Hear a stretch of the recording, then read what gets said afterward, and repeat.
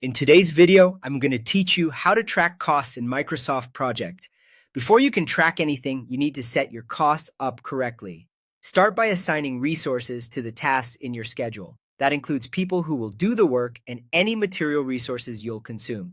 For each person, enter an hourly rate so Project can multiply the hours of work by the rate. For materials, define a cost per unit and assign the quantity you expect to use. If a task has a one-off charge, such as a permit or a vendor fee, put that in the task's fixed cost field. Once those basics are in place, Project calculates costs automatically as it schedules work, so you don't have to do any math yourself. When you're ready to see the numbers, use the built-in cost views. Open the task sheet, then switch the table to cost. You'll immediately see planned cost, actual cost, remaining cost, and the total. Planned cost reflects what the schedule and assignments predict. Actual cost is what you've spent based on reported progress. Remaining cost is what's left to spend, and total is actual plus remaining. If you just want the big picture, go to the Project tab, open Project Information, and select Statistics.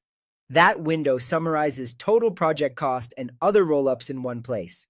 To keep costs current, record progress as the work happens.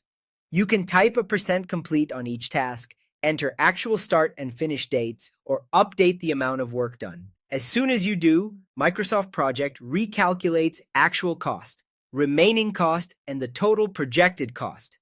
If you only enter % complete, Project spreads the cost across the task's duration by default, which is fine for many plans. For detailed, time-based tracking, switch to the task usage view and add the cost, actual cost, and baseline cost columns. This view lets you see how costs accrue over time and per assignment, which is especially helpful for longer tasks or when you need to explain variances. A few essentials before we wrap up. Save a baseline once your plan is approved so you can compare your budget to actuals and see true variances. Remember that costs only calculate properly after you've assigned resources and entered fixed costs where needed. And know that actual cost updates automatically the moment you record progress. Follow these steps, and your Microsoft Project plan will tell a clear cost story from start to finish.